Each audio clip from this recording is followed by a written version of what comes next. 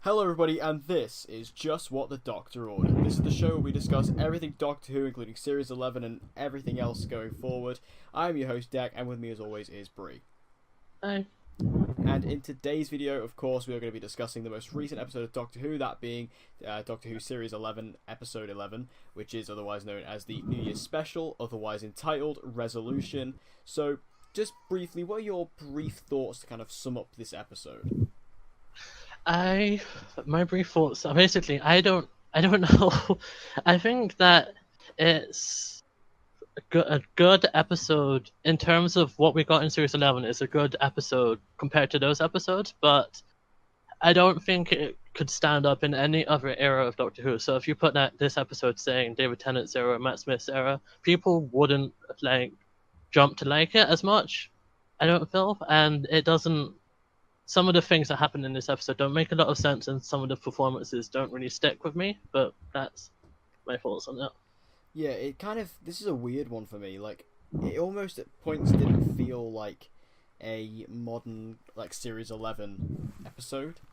And again, I'm talking, if this is your first time listening to this show, I've never seen Doctor Who other than Series 11. So to me, it didn't really feel like in line necessarily with those other episodes, and it's because structurally this felt different. Like, normally with the other episodes of the series, like, they would be very much just one story going on, where all the characters and all the companions, the Doctor, they'd all be together in scenes. Whereas here, it felt like, they kind of split them off. Like, you had kind of the Doctor and Yaz, who were kind of together the entire episode, and then there was a bit where Ryan split off, and then there was a bit where Graham split off, and it would like jump between them and cut between them, which felt like a regular kind of network television show, which was strange. Which is not what Doctor Who normally feels like, at least this series. No, it felt, well, to me actually it felt more Doctor Who than Series 11 really had to offer. But I can see what you mean. It didn't fit in with the rest of Series 11. It felt more, to me, it felt more like action. It felt more like an action movie with all of the chase scenes in it, all of the different various subplots with characters going on. Yeah. And I thought that some of the subplots, obviously, they worked better than others. I didn't particularly care for I forgot what his name is. The one that Lynn who ends up dating at the end. Oh, The one that was. I don't remember his name either. But yeah, I didn't care for him other than the whole plot he brings into it with the custodians, and I feel that's what I wanted to see, and that's just not what we got. And if they'd focused more on that whole historical setting of the Dalek being split apart into three different pieces, and if they had that as a story, and that's still having the Dalek in it, that would have been a better story than what we got. But I don't. What can you do with Chibnall at this point? Yeah, I mean, I will say, I think, because Chibnall wrote this episode, I think, like, out of his episodes, this is probably the best one this series. Oh yeah. It's way better than, Saranga and, a lot of the other duds he's had in the series. But I feel like, for this episode, it did feel different, and I think that is a positive thing for the most part. It was just a bit of a adjustment issue at first. Also, it might be because this episode was an hour long as well. They had to stretch it out an extra 15 minutes. Not stretch out necessarily, but you know what I mean. Like, they had to, fill that hour. Which was, again, odd, because there hasn't been an hour episode this series. But I feel like, tonally, this episode came across a lot more fun than some of the other ones have. Because, again, this felt a lot more like typical Doctor Who to what I would know than what Series 11 has been thus far. Like, obviously, it's easy to say that with the Dalek in there. And we'll get to the Daleks later. But even just in terms of, like, the kind of space adventure romp type thing, but even being set in the UK, this mostly took place in Sheffield, which I thought was interesting. Now, one subplot I thought was very well done was bringing in Ryan's dad. Yeah. I like that a lot. Him coming in, Graham opening the door, nope, closing the door and walking off. And I thought, oh, this has got to be Ryan's dad on it. And then, so Ryan lets him in. And so Ryan and Aaron go off to the cafe to have a bit of a chat. And I have to say, Tosin Cole, I have to put my hats off to him here. I've been very up and down with him in the series, and I've always said he's improved as the series has gone on, but this proves that he has definitely stepped up his game. He was great in this scene. Like when he's just sat there saying to his dad, you know, you can't just walk back into my life and try and carry on. We're not on that level yet. We're not there. I thought that was like the way he was like just telling his dad what he should say because he couldn't do it himself. Really good stuff. I also liked how when Graham was left behind by Team TARDIS, how he gets out all of Aaron's old things and he gives them to him, and I'm not sure if it was a guilt trip or if he was just genuinely giving it to him and sharing a moment with him, but how he's like, why didn't you turn up to Grace's funeral? Not for Ryan or for her, but why didn't you just show up for yourself? Yeah. I think he was for me, he was the strongest character in this episode. You can easily say that about Series 11 though, but he was the strongest character for me in this episode, just on the scenes alone, and especially the opening scene when one of the opening scenes when they just found the squid substance on the wall, and they go take it back to Graham's house to analyze, and they land the TARDIS, and she crushes one of his chairs, and he's like, it's like, well, you shouldn't just leave your chairs laying. It's like, this is my front room. Yeah. I mean, yeah, we pretty much say that about like any episode in Series 11, that Graham was just the best part of it because he's just amazing. It's still hard to realise if we love him so much just because he is a great character or just because it's Bradley Walsh. But either way, I don't care. I love him. I think he's amazing. And yeah, I think other stuff in this episode, like I think Ryan for me was definitely the standout because I just thought that scene and his story and the way it kind of wrapped up. I do have a slight issue with how it ended, because when Aaron is basically being sucked out of the TARDIS and Ryan has to go save him, I thought like the way Ryan was just like, oh, I forgive you. I feel like that was a bit quick. I think like what they should have done in that instance was, you know, yeah, have Ryan save him, no problem, but you know, just give him the chance. Like, don't say I forgive you straight off. Like, just give him the chance to, you know, start this turn a new leaf, as he said he wanted to do with the new year. Like, give him that chance instead of just jumping to it straight away, because it feels like there could have been a bit more of a extended story going into Series 12, and then going from here instead of just like fixing it. Because I don't know how often we're actually going to see Aaron. I doubt that often. Whereas I feel like if they would have just kept it as was and like allowed him to like maybe start this new story arc, we would have continued, you know, seen that to continue in Series 12. Yeah, with touching on like how often like the family members show up with their companions, it varies in episode from series to series. So like with Amy and Rory in Series 5, or Series 7, Rory's father would in Northern every episode that they were in. So it depends on like how much of an impact they want the character to have on the stories, and sometimes I don't think that the family members should be included as much, because it's good for building character moments with like this did with Ryan. I thought this worked, but at the same time I also felt that it didn't need to be in an episode, a holiday special episode, which was bringing back the Daleks for the first time in like 4 years. I felt like if it was slotted in halfway through Series 11, or maybe say in It Takes You Away, or at the end of It Takes You Away, or maybe anywhere halfway after the halfway point in Series 11, it would have worked a lot better. But the scenes were still good in themselves. I just don't feel like they should have been in the episode, because every time it cut back to those two talking, I was in my back of my head, I was just like thinking, okay, yeah, I'm enjoying this, but I want to see what's going on with the Dalek. I kind of understand that. It does kind of come across, because obviously when this is the first classic monster they've brought back, it does kind of feel like, oh yeah, I mean this stuff's great, but we do need to kind of we want to see the Dalek. It's like literally just like, you know, fans just going like, we want to see the Dalek. But speaking of the Dalek though, let's just talk about the Dalek. So like, this is obviously a completely different way of doing it, as far as I understand it, in the sense that they really focused on, you know, the monster outside of the casing, outside of the armor. And I like that. I like the fact that, you know, when you first come across it, you know, it is like this really disgusting looking squid creature, which is something that I particularly find very creepy. Like, I have like this, not fear or phobia necessarily, but like I just find like sea creatures, especially like really weird ones, like really creepy looking, and like that just and that's what this reminded me of.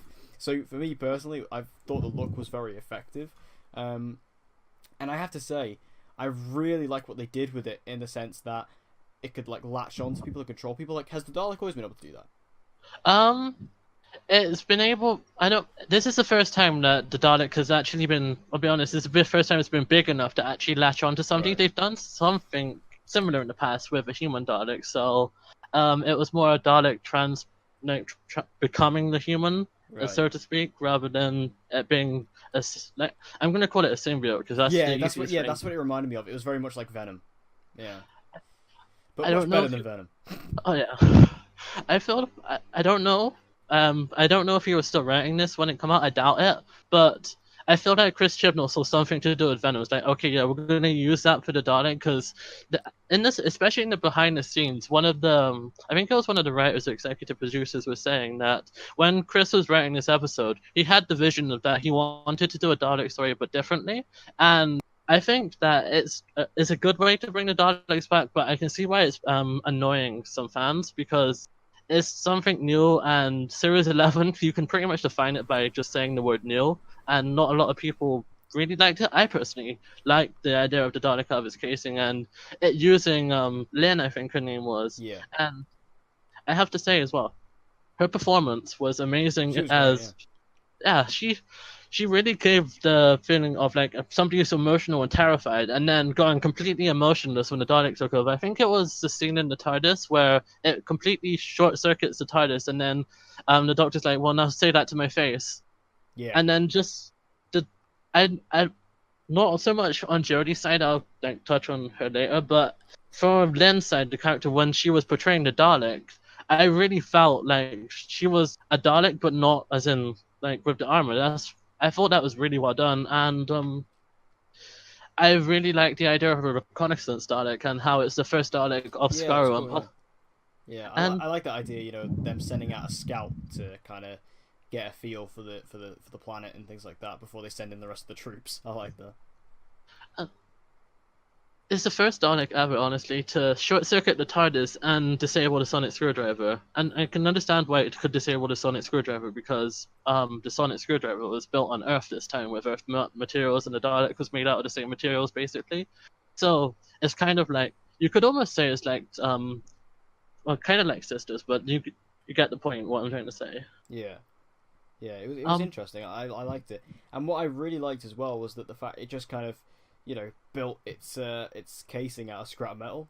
Because I've seen a lot of people like complaining about it, like complaining about the look of the suit, but like, I think what a lot of people are forgetting is that this is obviously a one-off. Like, and I'm pretty sure they've said that as well. Is that yeah. this is just a one-off? And I thought it was interesting, like the fact that obviously they didn't the Dalek didn't exactly have any materials to kind of, you know, it didn't have a suit with it, so it literally just like built this makeshift suit. And I thought it looked quite cool, given the fact it was makeshift. You know, it was all rusted down, it was brown, it was all, you know, like bronze and metallic, and it was still incredibly powerful with that. And even with that, like just the slow build of the Dalek technology, like seeing Lynn like carry the Dalek gun and, you know, shooting that guy, I thought that was really fun. And then when the Dalek actually does get in the casing, and obviously when you see it, when it takes on the military, that was a really awesome scene. Just because, again, the Daleks have to be proven to be like these really powerful creatures, and showing them just take on like that military force, just like that, is really effective. Yeah. And I've seen a lot of people say the Dalek was overpowered in this episode, but I don't think it was. There was the first Dalek episode that was ever introduced into Doctor Who, so Dalek, I think it was in series 1. The Dalek easily took out a load of troops, a load of trained professionals, and it outsmarted them constantly. And this is just what this Dalek did in this episode. And I really like the addition of having the missiles come out of the balls. That's never happened before. Yeah. It's I think it went broke into a weapons testing facility if I'm not wrong. I think so, yeah. So that's where it got the stuff from, and just seeing it like just completely take out the military was, like you said, I really like that scene. It's probably one of the best scenes for the Dalek in this episode, or the later scene in I think it was GCHQ, which I actually learned is a real place and it wasn't made up, but just seeing the way they kind of took down the Dalek, I didn't think it was gonna work, but it worked, and it's kind of random how they were just carrying around the microwave the entire episode. I felt like he was just carrying it around so he could then use it in the resolution of beating the Dalek. Yeah. It's, because obviously Ryan hadn't talked much about his dad leading up to this point, so you can kind of excuse the fact that them saying that, oh yeah, he's this like massive inventor and he's able to make all of these things, because we didn't know up to that point, so it's just introducing us. But if they just left it off as the Dalek just being destroyed just like that, I wouldn't have been happy with it. But the way they did eventually do it, and the Doctor outsmarting the Dalek, that was really well done, and how it latches on to Ryan's dad's back, or Aaron's back, and demands to be taken back to the fleet, and how she tricks it and ends up sucking out the TARDIS. At that moment, with the music going on as well, I honestly thought that both Aaron and Ryan were going to die, and it had me on edge. And that was the first time I can honestly say that in this series, that it had me on edge, because I don't want to say it, but a lot of the episode's resolutions for me in Series 11 were kind of predictable, and this episode had me, like, I went through from laughing, I went through almost crying, and then a shock all in one episode, and I have to give credit to Chris Jumbo for that, if I don't give him credit for anything else. Yeah. I mean, so you thought Ryan and Aaron were going to die? Yeah. Wow. I mean, I kind of thought Aaron was going to die, and I still think maybe he should have done. In a way, like, I would have been perfectly fine if they would have done that, because I think it would have been earned at that point. But the fact he survived, again, I'm just interested to see what they'll do with him in the future. Ryan, that would have been interesting if they would have killed him off. Especially because obviously a big complaint has been the three companions in terms of like them being too many. So to kill one off, I would have been a bit cheesed off if it was Ryan, though, just because I feel like he is one of the better ones. But then again, his arc coming full circle. I guess I could see that, though. That would have been interesting. I think other stuff in this episode, though, like, I think Jodie was great in this episode. Like, this is one of her best episodes. Just like the way she managed to, hack into the Dalek system and create a hologram. Tell that to my face, like we mentioned earlier. I want you to see my face when I'm saying this to you. That was really good, like showing how serious she was, because seeing her reaction to the Dalek was fun. In the fact that she was clearly just very, very serious, very hands-on, very switched on about the entire thing. I liked that.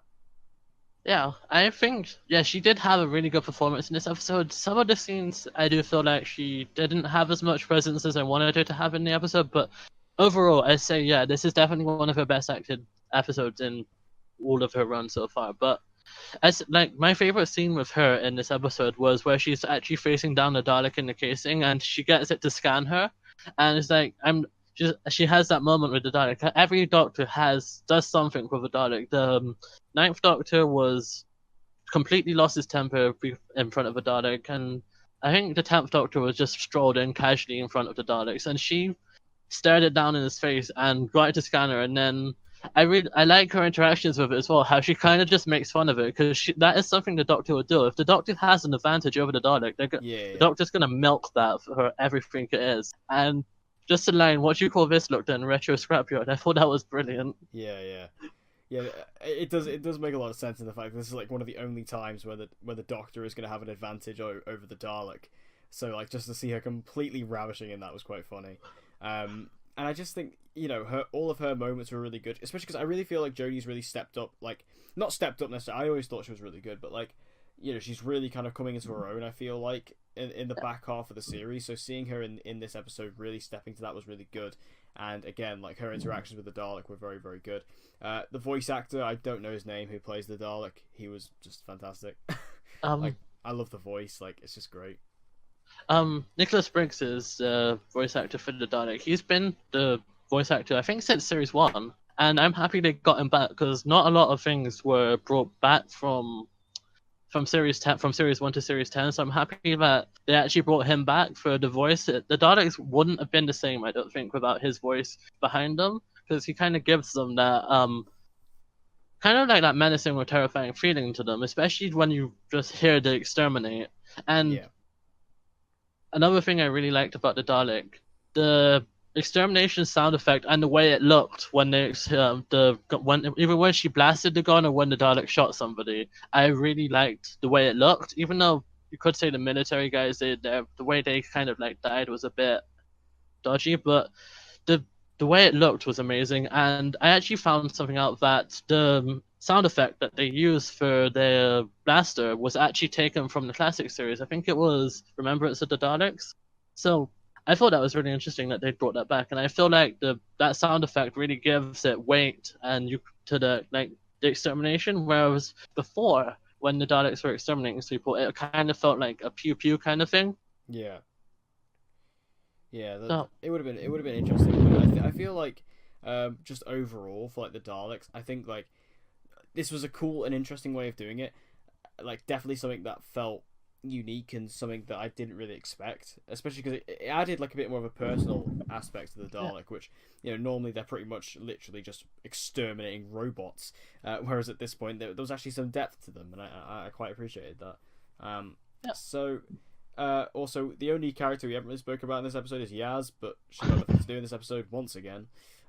We were just talking about this before we started recording, but apparently Chris Chibnall has said that he's got a story plan for Yaz for Series 12. Please bring that on, Chibs, because she's had nothing this series, and I think Mandip Gill is like contemplating leaving the show. She's just like, again, it's not worth it. This was not what she was promised. So, yes. Is there anything else in this episode that sticks out to you? There was some references, some not so, that didn't really stick with me, but I don't know if you picked up it. When the Doctor called Unit, they actually reference Kate Stewart. Kate Stewart. Yeah. I don't think that he should have brought her up in this context, especially in the way he did it, because I don't know if people outside the UK would know, but to me that was quite clearly making a joke on Brexit. Yeah, it was a Brexit reference. Yeah, it's just kind of carrying on the trend from this series, playing on the political element. But I don't understand why they needed to call Torchwood in the first, not Torchwood, sorry, Unit in the first place, because the Doctor's dealt with Daleks before. The Doctor's dealt with a whole invasion of Daleks before, like on a scale more bigger than one Dalek. I don't really think that she needed help from Unit, other than I felt like he just wanted to include it to maybe like say to the fans, look, these characters do still exist, because before Series 11 he did confirm a list of characters that he wasn't going to use ever again. So I feel like this was him saying, yes, she still exists in this universe and we could bring her back eventually in the future. Was Jack Harkness on that list? No, he wasn't. Good, because I'm not gonna lie. When they were talking about this, I was like, are they gonna bring in Torchwood? Are they gonna do this? And again, I'm speaking purely as a fan of John Barrowman here, not necessarily as a fan of Torchwood, or anything, because again, I haven't seen it. But I was just like, oh my god, is John Barrowman gonna show up in this episode? And I'm not gonna lie, that would have made this best episode of the series. That would have been awesome. I do hope they bring him in like at some point in Jodie's run. I'd like to see that. But yeah, I found that reference a bit strange, because again, I took that completely as a Brexit thing, and I was like, yeah, this is just them continuing on the political themes that Series 11 has sort of played on so far. But yeah, it was interesting, and I'm sure.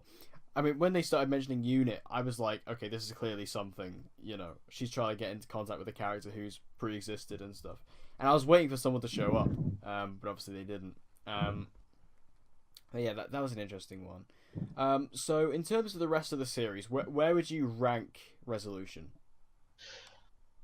I'd say definitely top 5. I'd put it maybe just below Kablam, which would be 4th for me. Yeah.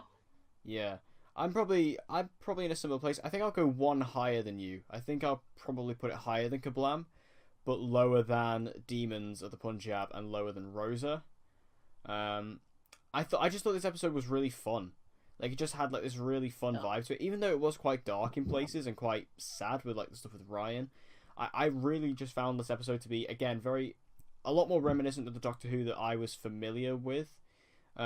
Rather than the stuff we got in Series 11, so this actually felt a lot more in line than what I was expecting, and I did enjoy it for that. And again, as my first proper introduction to the Daleks for watching this show, I thought it was very, very fun, and I enjoyed it a lot.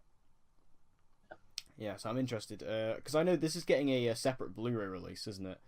Yeah. So I'm definitely gonna have to pick that up, because I think Series 11 comes out in like just over or just under 2 weeks here in the UK on Blu-ray, and then I think Resolution comes out like the week or two after. So that's cool. So yeah, that brings us to the close of this second episode of Just What the Doctor Ordered. So thank you guys for watching. We don't quite know. Again, we mentioned this in the last episode, but we're not quite sure when the next episode will be, what we're gonna do. Obviously, if there's any like big news, we might like do like news roundup type things, and again, if I get my arse in gear and start watching the other series, then we'll maybe do like big series reviews for the new Who stuff. But all that being said, thank you guys for watching. We hope you enjoyed this episode, and make sure you subscribe to both of our channels and hit that notification bell so you don't miss when we upload the next. And we hope to see you guys again in the next one.